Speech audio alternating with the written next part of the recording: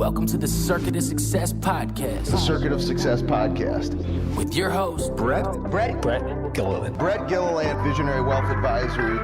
The Circuit of Success Podcast. Let's start the show. Welcome to the Circuit of Success. I am your host, Brett Gilliland. Today, I've got some studs with me today. Look at this. I've got Austin Frazier. I've got Byron Gettis. You can hopefully see the trophy down here. We're getting used to doing this at Althoff. We just had Skip and Chris Bunting in here, and soccer champs. Now you guys are the football state champs. How we feeling, Coach? Hey, yeah, pretty excited, pretty happy. You know, I don't know if we'll come down from this high before Christmas, but we're going to enjoy it while we can. Yeah. Well, you got to come down sometime soon, because don't you have another big thing coming up in the next? Yeah. What's that? No, we're just riding that high right into a wedding at the end of the month, and he's not far after me, actually. Not far. Yeah. So we'll be starting up next year. It'll be the first week of a summer practice. Right. Well, you're getting married. Yeah. Getting married. Right. June 6th. June 6th. Yeah. So yeah, we got a lot of big things still coming. That's awesome. Well, before we dive into the season and what made it unbelievable, and not just the season, right, the program, but we don't just wake up and become a state champ. And so if you can, Austin, we'll start with you. Give us a little lay of the land. What's helped make you the man that you are today? As a coach, I think, I was lucky enough to have really good mentors, even, at a young age. Coming up, I played all sports. I was a football, baseball, basketball guy. And, my dad had a huge influence, right? It's just about everybody's first coach, I think. Yeah. And, my stepfather, getting the competitiveness side from my dad, I still think, that's a huge part of who I am. And then, like, the passion for sport and for, specifically Althoff, I think I get a lot of that from my stepfather. So, those guys played huge roles. Rusty Lish was one of my coaches growing up. I played with Kevin Lish, the Althoff legend, SLU legend, Australian legend, now.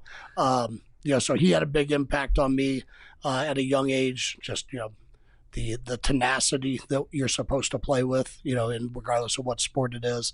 And, then my Althoff days, I had really good coaches. Brent Haar was a big mentor of mine. Coach Schott, obviously 43 years legend, 3 state titles. Being able to do this for him was pretty special. And then Brett Isaacs is another guy that coached at Althoff for 20 years, baseball guy. Wow. Still have a really good relationship with him. Dave Causey, the head baseball coach at O'Fallon now, is a mentor of mine growing up. So, I've just been really fortunate to have great people around me, kind of my whole life, growing up. Yeah. And, I'm really appreciative of all of them, to be able to, kind of focus on and value the things that I value, because it wouldn't happen without them. Yeah, that's amazing. Byron, what about you? Similar. My foundation was laid with my mom and my dad. My mom taught me sports pretty much. My dad showed me the hard work, but my uncles, I had an uncle play, almost make it to the NFL, actually made it with the Cincinnati Bengals. But just growing up, having coaches, had some great coaches. Coach Suggs, probably he's the late Coach Suggs is my godfather. He instilled a lot of toughness in me. Coach Edner was my baseball coach. Coach Rob Eden, a Hall of Fame coach. Coach Galladay, all the coaches that I've had, just coming up has instilled just the toughness, the dedication, and just how to go about every day, and in this world of mentoring kids and being a part of, something bigger than just yourself. And as I played college ball, having Coach Kill and that staff at Southern Illinois, Carbondale, I mean, you have 4 or 5 head coaches that's coaching now in a college level that were on one staff and just learning. I use my statement of eat the meat, leave the bone. You go take what the best, that they have to offer, and then leave what you don't want. But just so many coaches. I mean, I could go down the list naming so many coaches. Coach Fisher at McKendree, Coach Pelker. I mean, all those coaches, man, just with the history of them, plenty of experience. I learned a lot, and just taking a little bit by little, and just gave me the passion to keep going. That's awesome. I mean, think about it too. This is from a work life, but also from, I think, sports and business are so intertwined, right? You can learn a lot from both. So how many of those coaches would you say that when you were players challenged you more than they probably needed to, but they saw something in each of you. And do you then take that and do that same thing for players today? Yeah. I mean, I think like those guys did that stuff, and it's about, reestablishing what the standard is or the norm is, right? Like, I think we all grow up and, we have, I'm working hard or I'm doing everything I can. And then it takes somebody that's been through some things or had great mentors before them and, kind of reestablish what your norm could be, or if you want to be great, what, other additional things you're capable of doing, right? Like, there's 24 hours in a day. Yeah, you might have, you went to a practice, you went to workouts, you did film, but, what about the extra stuff? Are you developing the relationships at home? All those things kind of encompassing, all of, those guys I mentioned kind of, pushed me, to reestablish what I thought was effort, right? Like what's good effort or quality effort, and I still think even today, I work with great guys. I work with Byron, I have a great staff, they push me like, hey, is there more, and their ability has made more availability for me to do things that I wouldn't have been able to do in the past, right? So like, I think those guys are, to answer a quick answer is yes. Yeah. Right. Yeah. Well, I think it's funny. So I was going to, the night, or I guess the day, it was a 2:00 game, if I remember correctly. You guys beat Camp Point. Yeah. Go to the local establishment, Demos. I got to give a shout out to Demos. And I thought it was cool because here you are, you just won. You're going to the state championship game. And what do you see Austin walking in with? His laptop. Right. And the guy, in my mind, the business guy, that love studying people and understanding people. And I'm like, what the hell is this guy doing, right? We're supposed to be celebrating, having maybe a beer or two. And I go back to this little porch you guys are at, and I sat down by and I said, what are we doing, right? Yeah.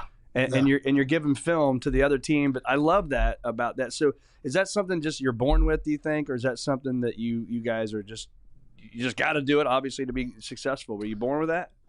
I think from my perspective and just working and knowing Frazier, like it's just the passion you have for the game. Yeah. We respect the game. If you just listen to the mentors that we've had, I mean, all those coaches, taught us leadership and what, the big picture. And, when you have a goal set, you want to continue to get to that goal. And, we understand celebrating and stuff like that. That's part of it. And, but to actually be at the point to where, he wasn't going to let up. Frazier wasn't going to let up. We were going to be on point with everything. Yeah. I think I said congrats and you said one more. That's right. Absolutely. One more. And that's, we're really demanding of our players, right? Like, we have a high standard and that's established by these guys. So if we're not going to carry the same standard for ourselves, like one more at Demos, I can sip on that Busch Light for a second, but we need to make sure that we get the appropriate film and get everything set up in a timely fashion. We can, do two things at once sometimes. That's right. That's right. And it was a short week. We played on Saturday and then had to turn around. That's right. In a unique week during Thanksgiving and we had to get prepared, and we always talk about that, from day one, just being prepared. And crazy guy wears shorts. I mean, I literally to this day say it's the coldest sporting event I've ever been to in my life. And I said to my son Hudson driving up, I'm like, "You think Coach Frazier's gonna have shorts on today?" He's like, "No." I said, "Yeah, you're probably right." And then we get there, first thing, he's got shorts on. So, crazy. Yeah, that's funny. Just because I know he was cold. Not gonna admit it. He's not gonna admit it, but he was cold.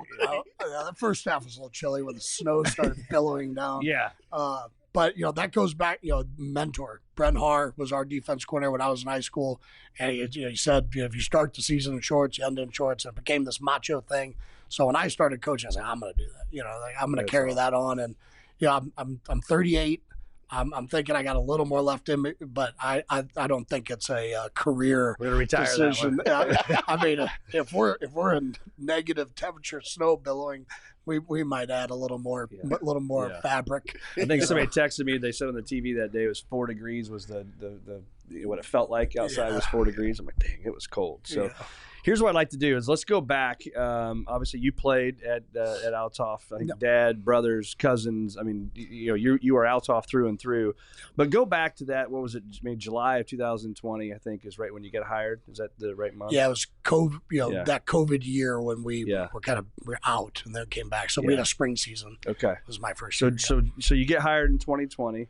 Correct me if I'm wrong, but this is what I think I've heard. There were 23 people, I think. Is that correct? We finished the year that spring with 23. Yeah, in the so program. 23 people in the program.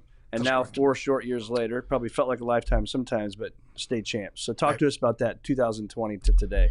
Yeah. We kind of, even going into before that year, Coach Turner had done a great job and he had a lot of success, but, things kind of took a downward turn. And, I knew when I took the job that it was going to be kind of an uphill climb, right? And then COVID hits.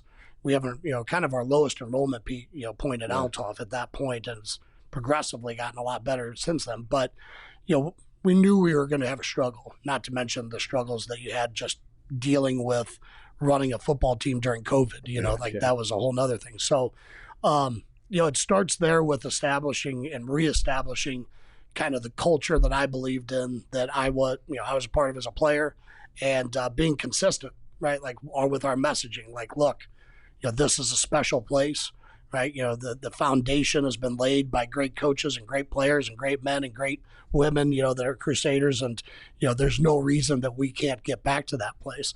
And, it's hard to set, it's easy to say, hard to do when you're getting thumped, that first spring. But, I give a lot of credit to those guys that stuck it out, because without them, we don't have the development from, 0-6 to 3-6 to 5-4 in a quarterfinal run to 9-2 quarterfinal run and then to state finals, right? So, it had to start somewhere. And, I think for us, the staff that I had, the administrative support that I had, and, really just honest, wholehearted belief in what we were trying to accomplish and what we believed was possible at Althoff, and the community that was just waiting, I think, for us to reach out and pull them back in. Yeah. I think that it resonated maybe a little faster than we thought it would. But it's been really cool. It's been really cool as a coach. It's been really cool to see our athletes be successful both on the field and then go on in college. And it's been just as much fun watching the community reaction, because you've been to the tailgates and some of those things, and nothing makes me more kind of proud as an alum to see that mob of support, right? Like coming to play an event or a football game at Althoff, you're going to hear that crowd, and they're passionate about. Kids aren't used to that in small schools. It's we're really proud of it all, but that it had to start there, and it's really looking back now. It was really hard. There was a lot of lost sleep, but it's pretty cool that that's where it started, right? It was that 0-6, 23 guys, coaches practicing, to make it work. So, that's we're incredible. really proud of that. So you are, Byron, you're a transplant like I am to Althoff, right? So I went there. I think you didn't go there because you went to Cahokia. And so what does the Althoff community mean to you all, for people like me? Because I'll give you my perspective. My son transferred there after his first semester, his freshman year, all because of COVID, right? We were O'Fallon people. The kids are going to O'Fallon. It was not in person. So we said, hey, we're going to go to Althoff. It's in person. You can come back and finish the rest of the year after your freshman year at O'Fallon. He comes back second day, Max did, and he said, I'm staying here. This is family. And pretty incredible, right? So I think it's cool to watch guys like you and the guys before and the guys from 89 and 90 team. They're just as fired up about it. It's just amazing. It gives me chills, actually, the Althoff community. What's it mean to you to see that from the outsider perspective looking in? Well, growing up, we from Cahokia, so, we competed against Althoff. I wouldn't call myself a historian, but I was a ball boy, for Cahokia when Hickey Thompson and Stovall was running up and down the field against us. So outside looking in, we knew Althoff was a private school. It was kind of like one of those things where they rivals. Every time we play them, we go try and beat them. Almost did every time. I think I did. We talk about that all the time. Yeah. But, you have your perception, but when you get inside, and I think this is one of the biggest things for me and my family is, the welcoming arms and just how the culture is, big following.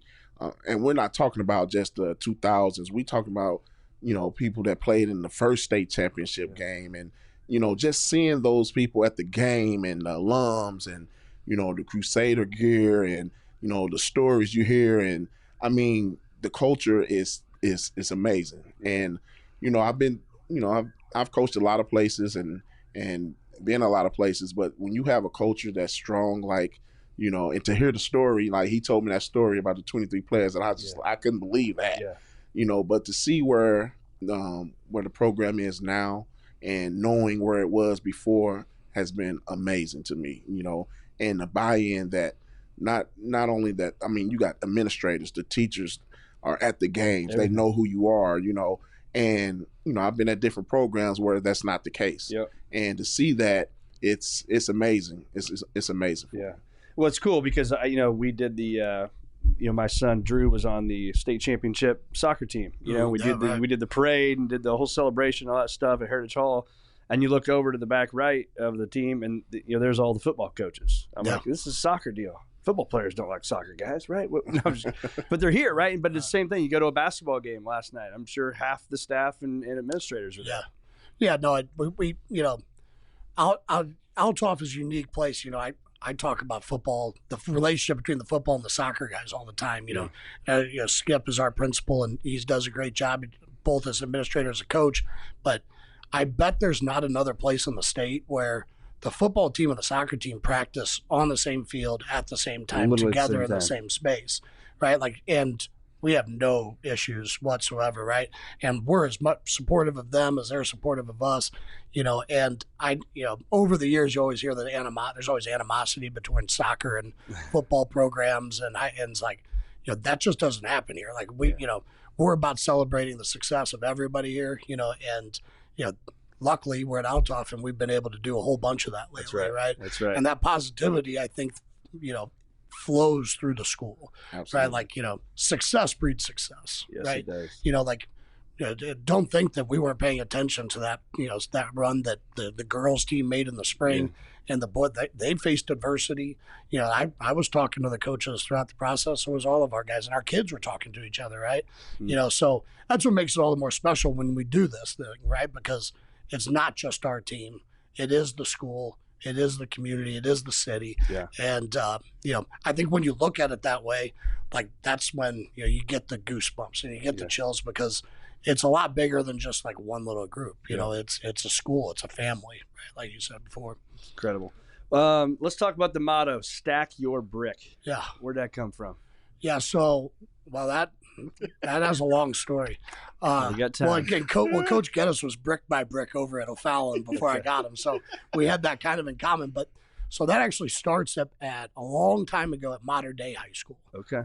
Dennis Litteken is the principal there now. He's been their principal forever, but he was their head football coach many years ago. Okay, and I was 22 or 23 years old when I got my first defensive coordinator job at Modern Day under Coach Stiebel, and Dennis was still on staff then. So. Look, he's another one of those guys as a mentor. He kind of took me under his wing as a young, fiery, coaching with my heart a lot more than my head, guy, at a young age. And he used to tell me kind of, things that he had learned over the years. We drove to clinics together, so his thing was stack your brick. I straight up stole it from him, no question. And, they used to do a similar thing where they would stack bricks after each win, and he had different tiers and a little bit more uniformity to it. But, for me, it's he had a similar deal where he was trying to, build a culture and, each player each year is building something toward, and for me, it's an homage to my old head coach saying, like, Coach Schott built the foundation, right? Like, that thing's solid. It's not going anywhere. For us, it's about building something bigger and greater and adding on to it, right? So, it's a metaphor for that process. And it's also allowed, our brick award ceremony that we do at the tailgate with the kids each week. It allows us to individually acknowledge the kids in front of not just their players, not just the parents, but the community at large. Right? I think that's important. I think that's a community builder for us. It's something that the kids, I hope, down the road will talk about. It's like, hey, remember when, against Camp Point, we gave, all the scout team, right, that was cool. got bricks because they should be celebrated for what they did, right? Like I hope it's my head coach's hope, and that 5, 10, 15, 20 years now when they're having that beer at Demos after an Althoff win, they talk about that story. That would be pretty cool, at least on my end. Yeah. I think it's also amazing the memories that people have. I always joke with the guys I know that are playing the 89, 90, the football ones, and they'll go back to like grade school stories. Man, he's Queen of Peace, Blessed Sacrament. For those of you guys watching, incredible storytellers, and they remember everything. So I don't know how you guys do it, but it's pretty awesome. So I'm going to ask you this question, Byron, is what was the constant message that you heard this year? Because obviously you go into the season, there's pretty high hopes, right? You got a great ball team, you got some great individual players, but a great team as a whole. So what was the constant message this year to keep your eye on the ball? I think family was probably the main thing. It could have been, I would say, family and competing. I think that was one of the things that, going in, that knowing that we are family, but we're going to go out here and compete.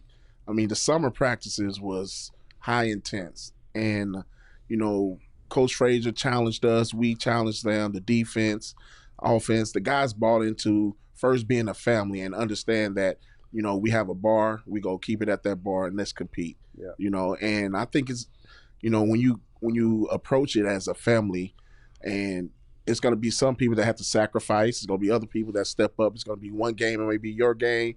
And we have great leaders that understood the concept of competing and understanding the family. And I think that's probably, something that stuck out to me, that we constantly, talked about, and just, we had a goal, and we knew the only way we're going to get to reach this goal if we go out there and compete, but we got to compete as a family. Yeah. Anything you want to add to that? Yeah. I think, for us, we tried to kind of individualize the week, right? Because, we're dealing with high school kids, right? Like for them to remember things beyond a 10-minute window or if can be difficult, right? So we try to centralize each different week. So, the word of the week or code might have been detail and discipline, right? Like that was kind of at the end when we were playing these, double tight, double wing, offensively structured groups. Some other times it was just specifically like family, like, okay, compete, right? But I think like for us, it was being able to individualize the week and try to, garner, our focus towards what we may have been not doing well at a particular time, right? Yeah. And, the bigger thing that we do with that is, we have a prayer service prior to every game on Friday mornings, normally if we're at a Friday game. So the kids are gathering, each coach takes a week and, delivers that specific message for the week, right? So, I think that's another way that just engagement-wise and high school kids being high school kids, right? Like trying to give them a short, quick, delivered, specifically message that can focus them for a week, a day, whatever. I think our staff did a real good job of that over the course of the year. That's awesome. Yeah, and it's the process. We talked about, preparation and being in the process and enjoying the process, how small of a window it is to really do something special, and, like you said, these kids going to talk about it for the rest of their lives, and that's the cool thing about it. That's awesome. But you can get carried away, right, and think about that end result. But you got to go step by step because you slip once. One of the biggest things for us all year, right, was like, how do we get better tomorrow? Yeah. Like that was a thing from day one in the summer because we all knew what the expectations were for this year. We are the same. Yeah. Right. But, I think that was part of our flaw the year prior. Yeah. Right. It's like, we might have overlooked or kept looking towards we're going to go to that state title game. But, if you're not getting better from Monday to Tuesday, Friday's not going to matter much, right? Yeah. So, like, trying to – and, it's hard for anybody, right? But for a high school kid to how am I going to get better in individual period for that, 12 minutes that day? Like, but bringing that back to that ground, grounding them with that thought, I think that was all the difference for our team, and it's a big kudos to the leaders. Yeah, that we're able to focus because hey, we can deliver the message, but they gotta actually do the action, deliver. Right? Yeah, so gotta deliver.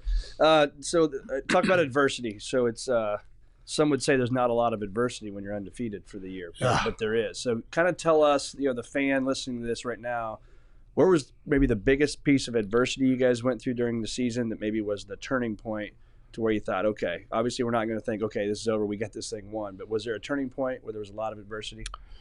Yeah, I guess if you look at the games, Tolona Unity was obviously the most stressful of the two. I mean, I don't want to speak for Caneland. Caneland was too. You had more fun in Tolona. I did not. I had more fun in Caneland. Right? Coach Gettis runs the offensive staff for us. Yeah. So yeah, they were lighting it up.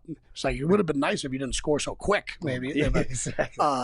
So there was a lot of adversity in that game, and you know what? We had some moments even with players that we lost our composure a little bit, and that was week 4, right? Mm-hmm. So, I think that was a big opportunity. The fact that we were able to overcome some of those flaws, right? Whether it was schematic or execution end, right? Which, it ultimately fell on my end, okay?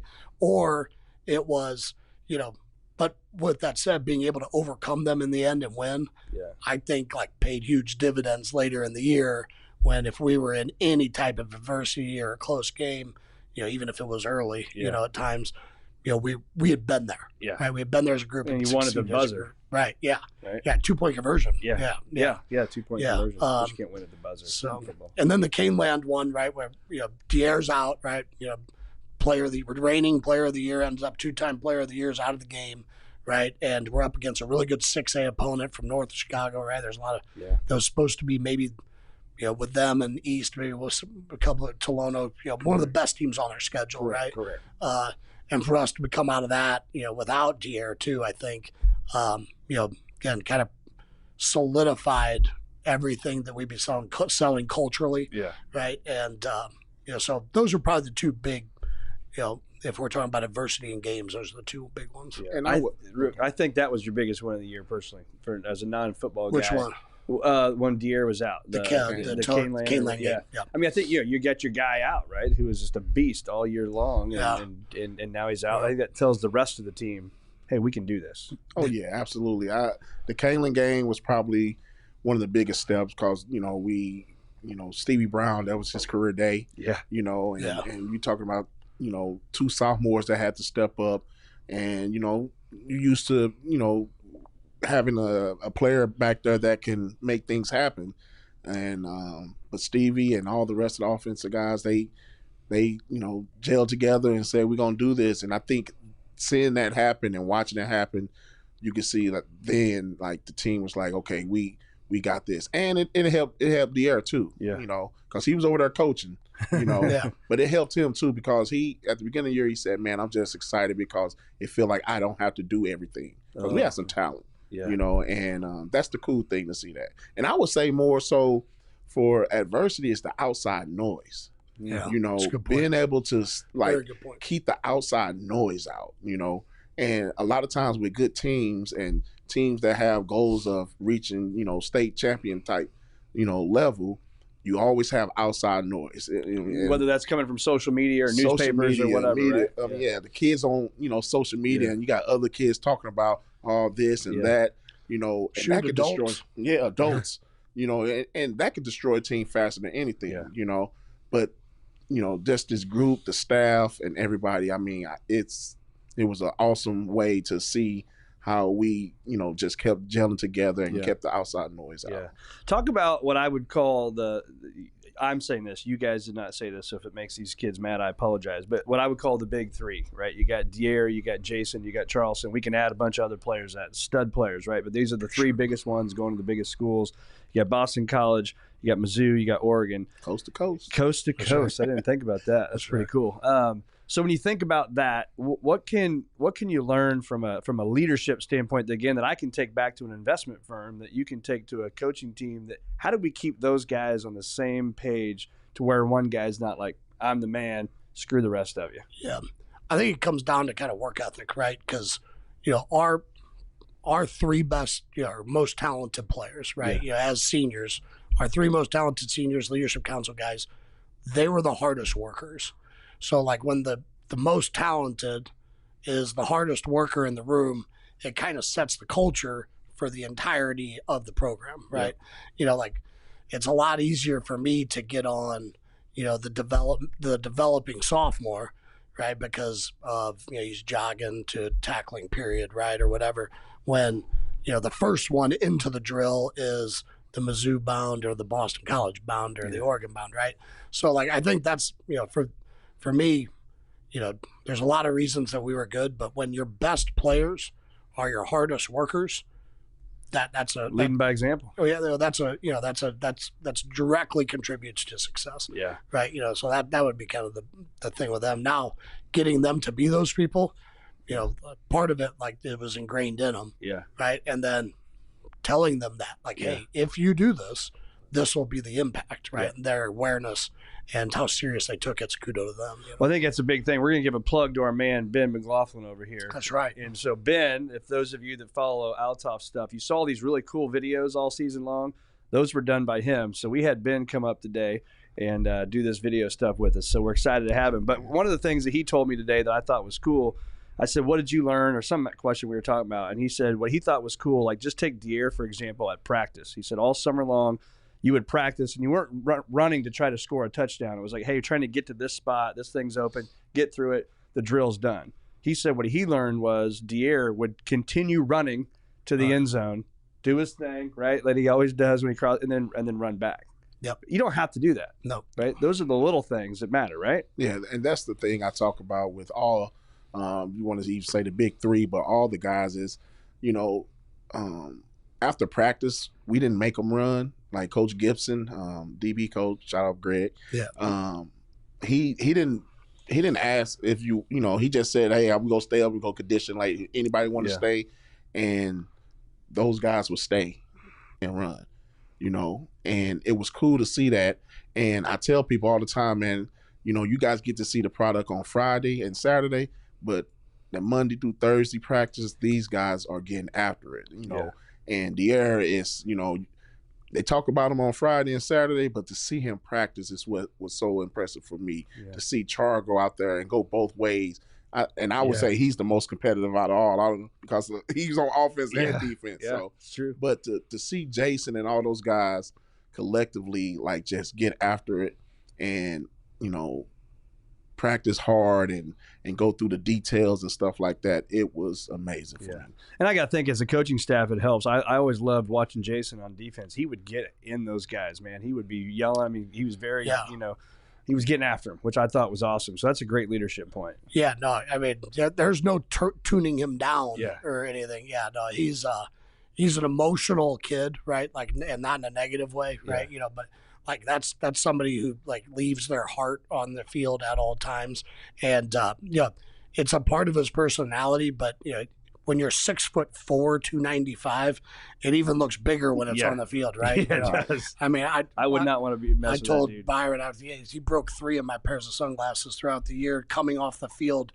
Except it's like, man, you're 6', 295. You can't barrel into me like with no concern. It's like you will hurt me, so no. I'm sure you guys saw this. My favorite tackle of the year from him was in the state championship game, and it wasn't even his tackle, but he couldn't get to the guy, so he pushed his own teammate. Did you see that? He pushed his own teammate into a player and tackled that kid. Tackled the player. Like he didn't even tackle him, but yet he's going to get the tackle. That was pretty cool. So. Talk about the state championship game. So you get in there, you're right. We're going out. It was a 9 a.m. game or whatever. What 10 a.m. game? It was an early game right after Thanksgiving. Yep. You're out in the field. It's cold. Walk us through what you guys were feeling and thinking. We knew it. I think going into the game, we knew we tried to get the cold out the way, but it's kids. They walk outside. Oh, it's cold out here, and to see I think our mindset was, okay, we're here. Everyone is in his element. Yeah. Let's get after it. Whichever way we can. If it's handing the ball off, is it throwing the ball? We knew the wind was going to play a big factor. We didn't know really what the defense, how they were going to play as everyone switched up defense. This is from an offensive perspective. And I think our defense is hot. They were, playing lights out. So we, just as the offensive staff, we felt comfortable with, okay, we're healthy.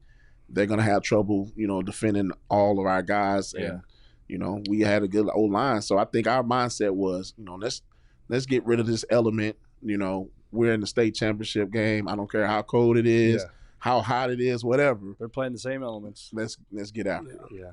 No, I think, at least preparation, like walking into it, I felt pretty good at least like we were ready to go. There wasn't, nobody's complaining about being cold. Like we're here, we're focused on kind of a single thing here that we need to get done. I go to just watching them. The thing that concerned me, if there was one thing, is we had the 2 torpedo heaters on our sidelines, and like once things kind of settled right before the beginning of the game, I looked over on the other sideline. They're kind of spread out. Some of them don't have sleeves on. And I look at our sidelines, and man, we are 2 pods on those torpedoes. It was the whole time. Like the whole time. I'm like, okay, like they're used to this, right? We're not. But once we got guys up doing jumping jacks, you wouldn't have known it was cold, right? Like, we didn't perform that way. And, for all those people that, like weather was going to be a big impact, not that day. Yeah. It was funny because the guys that weren't playing there in their coats, they'd stay by the heaters, and then you see like a deer walk off, and they parted, the sea parted, They're like, keep that guy warm. That's all we got to do is keep him warm and get run with ball. Talk about the I don't know where we'll go with this, but a little birdie told me about this, that there was a moment for you. So at the game that was the number 42 was on the board. Yeah. Can you talk about that? Yeah. It was 42-14 was the score. My brother, Tim, he died. He tragically passed away in a car accident at age 16 while he was at Althoff. So that score came up, and that was actually Coach Powers got on the headset. And he was like, hey, I think we can do something like, to make this the end score, right, if you want to. Yeah. And so, a big reason why, I loved coaching is, you get to make these impacts, but, like I talk, these guys are like family to me, and every coach says that stuff. But like specifically for me, there's not a day that goes by, and I've said it, before, that, they don't do so. One of those guys doesn't do something that doesn't remind me of my brother. Yeah. So coaching for me is about as cathartic experience, because, for those of us that have, everybody's going to experience loss, and tragic loss, it makes it, whether it's hard or not or whatever. But, I love being around the kids because I get, for whatever brief second it is, I get a taste of it or a feel for it, with my brother. So, the same goes, I had a dear friend, Mike Kelly, who passed away. His brother may or may not have been the guy talking about this. I already knew, but, him too, like him and Steve Gomrick, you got to give him a shout out as well. Yeah, I appreciate him and Tom, Tom's, and it's because those, Tom Kelly's brother, him and his mom and my mom are best friends. So, we've been through some things, right? And when you go through some things with family like that, it's there's a different kind of bond, that gets created. And, those are Althoff guys, it all kind of comes full circle. But, for me, so the score 42-14, I'm thinking about my brother, thinking about, my mom who's on the side, and I know she's looking at that score and she's taking pictures of it, right? And then I thought, if I were, Tim were sitting here and I would ask him what he would do, he's like, punch another one in. So it was a short-lived thought, and I was like, no, let's go get it. Let's go get it. So, but for just as much as for all those guys, part of me is like, that one's for you 2 guys, for sure, because I love them dearly and think of them every day. Yeah. I thought it was cool too. I saw you, I don't know how much time was left, but maybe 3, 4, 5 minutes left in the game. And you went behind the bench and you kind of came back towards the crowd. I didn't know what was going on, but then, you start hugging all these guys and the group of guys we were with were like, that's his guys. And they thought it was like the coolest thing ever that you went over there and acknowledged them because they'd been with you when you were 0-6. Right. Yeah, like those guys are guys I played high school football with. Those are or my brother played high school football with. Like, alumni to me is family. People talk about relationship like that. This is my guys. Yeah. Like we've been through tragic loss. We've been through the highest of highs. Right. Yeah. So this win is not. It's not about coach. It's not about me. It's about us. It's about them. It's about our family, and when we say family, it's the community at large. And, they felt it just as much as we did. And, I wanted to make sure, I got a shot to, tell them I loved them. And, then my mom stuck down there and then, Man, tears show right. up. Oh yeah, yeah.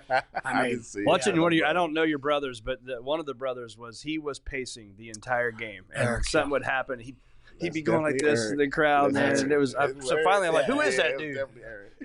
Yeah. Eric, Jake, Luke, my three brothers.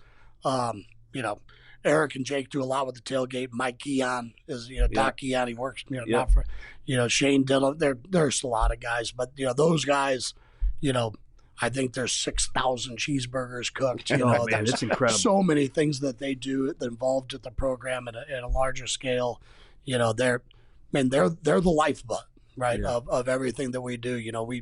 We do a lot of that other work, but their job's just as important, and their support is felt immensely throughout the program. And they're locked in too. Like the questions they ask is detailed questions, and it's pretty cool. And that's the stuff that I talk about when you talk about the culture. And, just seeing that's what's so amazing for me.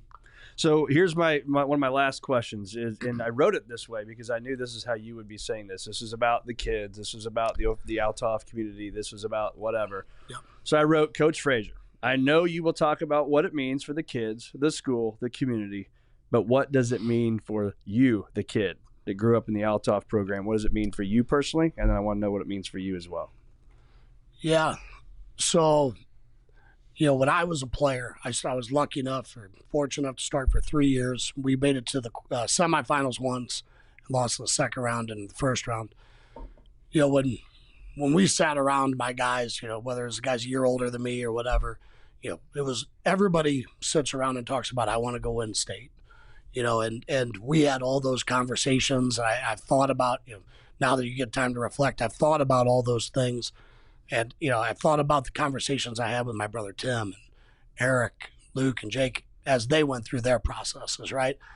And I thought about my dad and, all these guys. So, for me, it's, we want to do more things, but this certainly puts a exclamation point and kind of checks a box that has been looming, in my life for a very long time. Yeah.